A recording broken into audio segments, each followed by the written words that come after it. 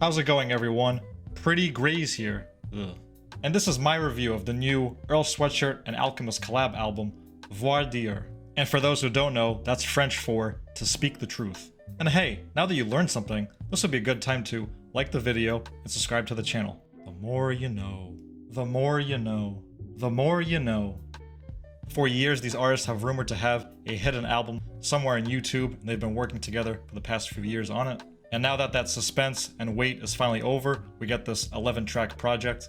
This rapper-producer duo has always seemed like a natural pairing, and they have worked together on several songs. To me, it feels like these two have always been working outside of the mainstream music industry, as if they have their own, like, microbreweries of music. The Alchemist is always putting out his own beat projects, instrumental mixtapes, as well as working together with guys from Griselda, Action Bronson, Earl Sweatshirt, as well as obviously legends he's worked with in the past. Likewise with Earl Sweatshirt, he's always putting out these short, micro tracks, working with underground rappers like Billy Woods. In fact, the album itself is even put out in a very independent fashion, as it's not available on your usual streaming services.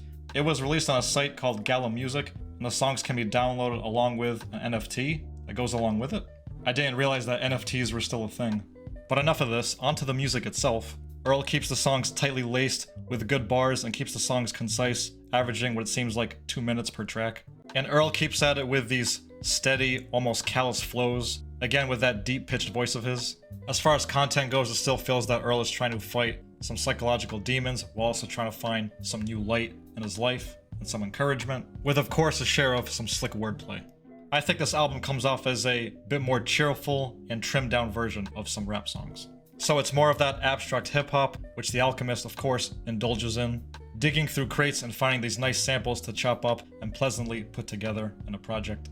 Whether it's a haunting vocal sample on the song Sentry, or this like fluttery harmony on the closing song Free the Ruler.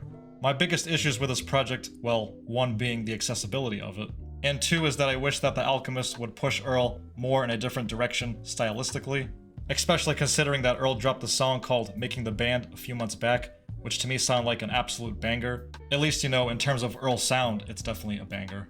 But instead, we don't get any tracks like that. It seems like the familiar, ethereal, and murky type of sound we're used to hearing from Earl. And also, the only feature we got on here was from Mike, who basically sounds like Earl with a deeper voice. So essentially, it didn't add to the sound of the project. But overall, I still think this album is worth a listen. Definitely chill, you can vibe to, very mellow.